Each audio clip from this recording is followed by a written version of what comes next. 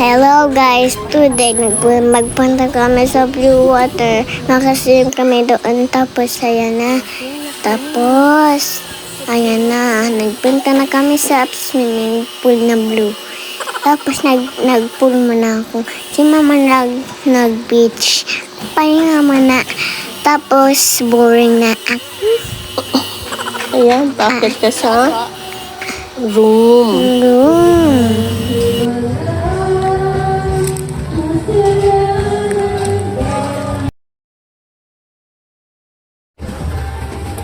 Ang rumi ang Nakrimove mo yung ano mo. Laki. Ang laki naman ng room ni Aat. Ito na ilang.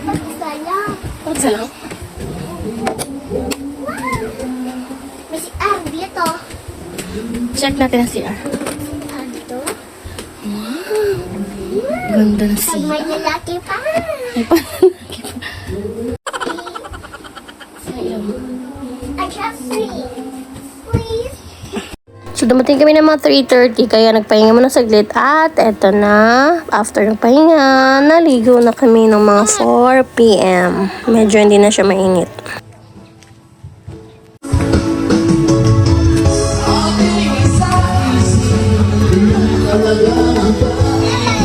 So, meron din silang guest dito, kaya medyo may sing-along ganyan. Parang batch nag-reunion sila.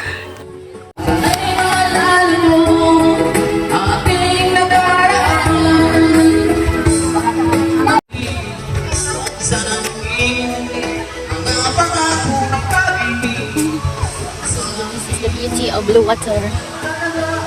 Bukas kami sa dagat maliligo.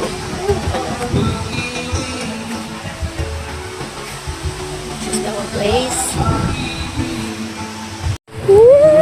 Happy ako.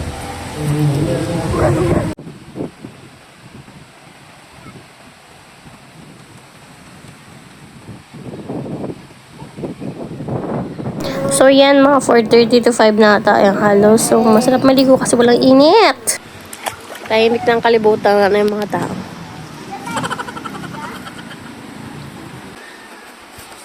Wow, sexy.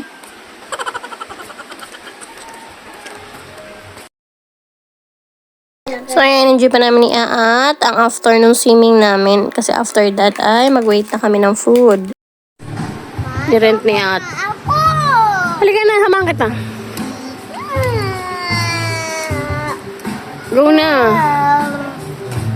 Maglabas kami, magbili ng makutkot. At saka ng chip.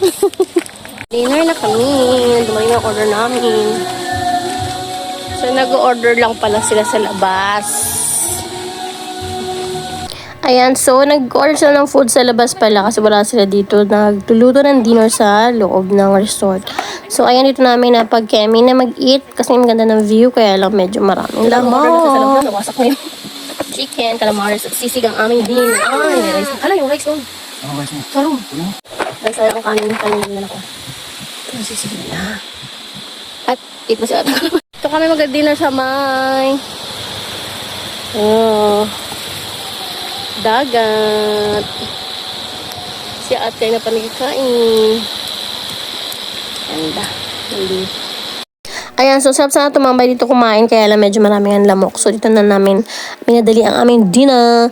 And then sa mga nagtatanong po, 2.5 po yung room na aircon at 1K po sa fan. So ayan, dito lang po kayo bumaba sa Barangay Hall ng Concepcion at walking distance na lang po ang Blue Water Resort dito sa Concepcion. Pahuwa! Walang TV dito. Oh, walang TV. Walang TV. What? Hindi ka watch. Oo. Hello guys! Today, this is our room. Pakita mo nga. Tawa kami ang phone. Walang vlog. Tataka ko na? Show mo yung room mo.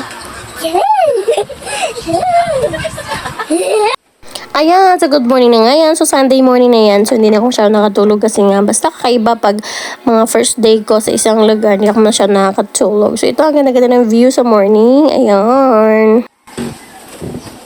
Mukhang mainit ah.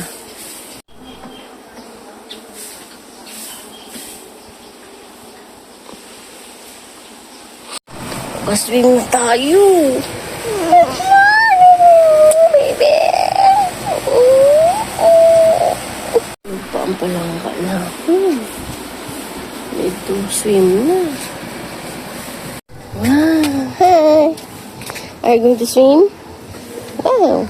My little dalaga is going to the beach. So it's 8 a.m.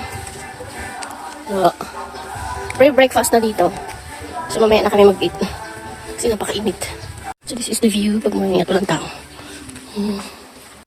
Tahimik ng place. Wow, so this is the beach. 8 a.m. Okay pa, hindi pa masakit sa balat. So magbe-beach muna kami ni Aat. Ayan, sa iba pa rin talaga pag pag tubig dagat. So sarap maglangoy-langoy, ganyan. Kaya lang, syempre, 8 na yan. Padagdag yung init. Pero na-enjoy rin talaga namin malito. Ang sarap ng water. It's 8:15 a.m. Wow! Wow, grabe ka, very good. Wow! Po. Oh, nagpasikat pa. Wow! Kasi nga may floaters. Oh, dito na kayo. Magagals ka na?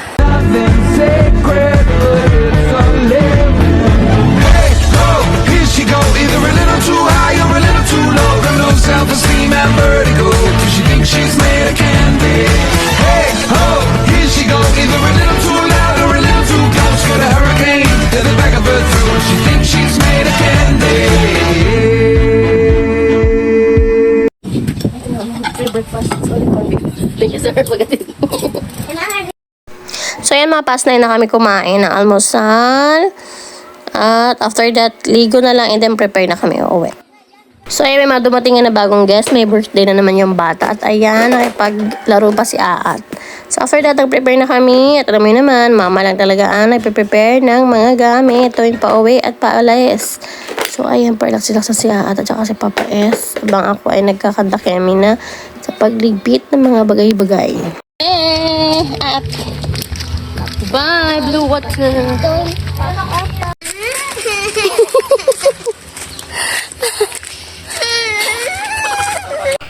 Malapit na kami sa bahay. Thank you for watching. Bye-bye.